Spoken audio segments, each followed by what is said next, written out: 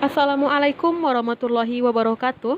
Saya Uli Junimil Salugina dengan NIM 21052107 dari Prodi Pendidikan Pancasila dan Kewarganegaraan, Departemen Ilmu Sosial Politik, Fakultas Ilmu Sosial, Universitas Negeri Padang.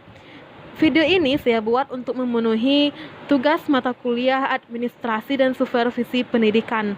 Pada video kali ini, kita akan membahas mengenai kepemimpinan.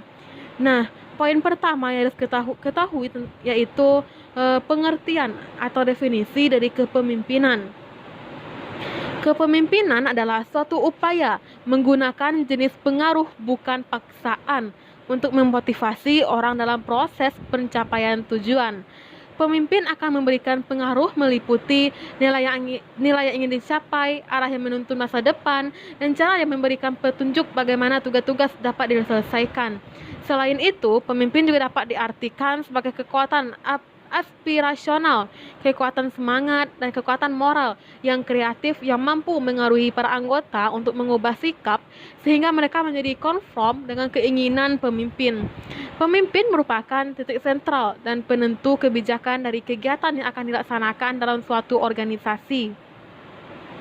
Kepemimpinan pada dasarnya mempunyai pokok pengertian, sifat, kemampuan, proses, dan konsep yang dimiliki oleh seorang sedemikian rupa sehingga diakui dan dipatuhi serta diikuti, dipatuhi, dan dihormati. Orang lain akan bersedia dengan ikhlas melakukan perbuatan atau kegiatan yang dikehendaki pemimpin tersebut. Nah, poin yang kedua itu tentang keterampilan kepemimpinan. Davis mengidentifikasikan 3 keterampilan kepemimpinan, yaitu yang pertama, technical skill. Dalam hal ini diperlukan pemimpin agar ia mampu mengawasi dan menilai pekerjaan sesuai dengan keahlian yang digelutinya.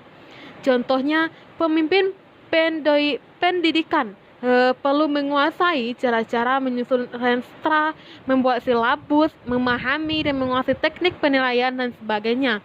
Yang kedua itu human skill, kemampuan dasar membangun relasi serta dapat bekerja sama dengan orang lain adalah kualifikasi yang dipersyaratkan seorang pemimpin baik dalam situasi formal maupun informal.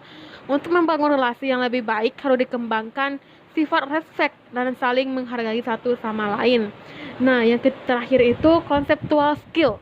Pemimpin yang disegani adalah pemimpin yang mampu memberi solusi yang tepat yang timbul dari pemikirannya yang cerdas tentang sesuai persoalan.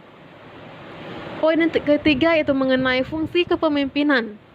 Kepemimpinan akan terjadi efektif apabila pemimpin dapat menjalankan 2 fungsi utama, yaitu kepemimpinan yang berkaitan dengan tugas atau fungsi pemecahan masalah. Yang kedua itu kepemimpinan yang berkaitan dengan pembinaan kelompok atau fungsi sosial. Fungsi tugas memudahkan dan mengkoordinasikan usaha kelompok dan memilih, mendefinisikan dan memecahkan masalah bersama.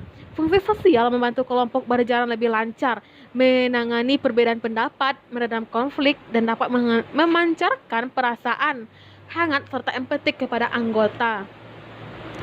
Nah, gaya kepemimpinan.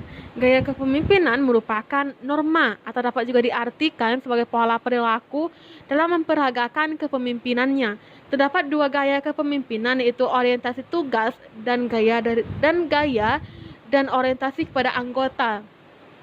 Gaya kepemimpinan yang berorientasi tugas ini pekerjaan selesai dengan memuaskan, tepat waktu, dan sempurna sehingga ia benar-benar mengendalikan pegawai supaya konsisten dan serius dalam pekerjaannya. Kadang-kadang pemimpin tidak mau tahu dengan urusan-urusan pribadi karyawannya.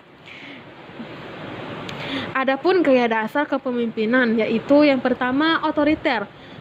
Adalah gaya kepemimpinan yang menekankan pada kekuasaan dan kepatuhan anggota secara mutlak. Pemimpin menjadi penguasa absolut yang selalu mendikte anggota untuk melaksanakan sesuatu sesuai dengan keinginannya. Ia tidak senang didebat, tidak suka meminta pendapat anggota. Yang ia sukai adalah anggota melaksanakan tugas-tugas berdasarkan perintahnya secara patuh tanpa banyak protes.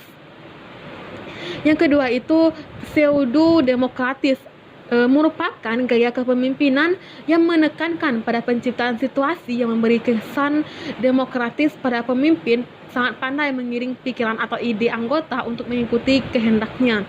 Seringkali pemimpin melaksanakan rapat diskusi untuk meminta pendapat anggota padahal ia sudah memiliki pendapat sendiri yang akan dipakai dalam kebijakannya. Yang ketiga itu laissez-faire adalah gaya kepemimpinan yang tidak menunjukkan kemampuan pemimpin karena ia membiarkan organisasi dan anggota melaksanakan kegiatannya masing-masing tanpa dalam satu arah kebijakan yang jelas dari pemimpin. Ia tidak menunjukkan kualifikasi sebagai pemimpin karena tidak memberikan sumbangsi apa-apa pada kinerja organisasi. Ia seorang yang acuh tak acuh, tidak mau tahu masalah dan tantangan organisasi. Mungkin saja ia berbuat demikian karena ia banyak tugas lain di luar sehingga tidak cukup banyak waktu untuk membimbing dan membangun organisasi, atau bahkan mungkin karena ia tidak memiliki keahlian dalam bidang kerja organisasi yang dipimpinnya sehingga segala sesuatu menyerahkan sepenuhnya kepada anggota. Yang terakhir itu demokratis. Merupakan gaya kepemimpinan yang menekankan pada hubungan interpersonal yang baik, yang mengharapkan para anggota organisasi berkembang sesuai potensi. Untuk itu, pemimpin berupaya membimbing, mengarahkan dengan mempartisipasikan dalam kegiatan dari mengakui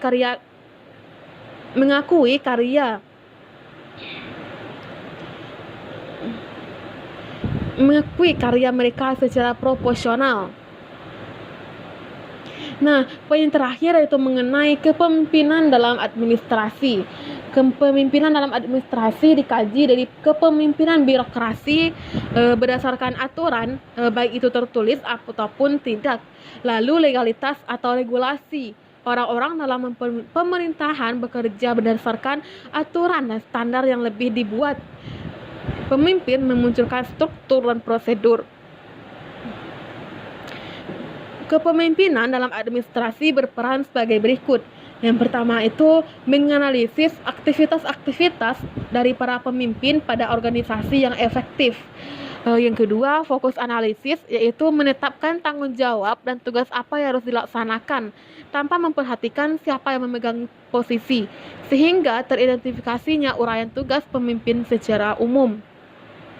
Yang ketiga itu tujuan, itu memodifikasi arti dari aktivitas-aktivitas yang diamati dan untuk mengidentifikasi persyaratan perilaku bagi kinerja yang efektif dari pekerjaan pemimpin. Nah, itulah pemberian materi atau penjelasan materi tentang kepemimpinan dari saya. Semoga apa yang saya sampaikan tadi bisa bermanfaat untuk kita semua. Sekian, terima kasih. Wassalamualaikum warahmatullahi wabarakatuh.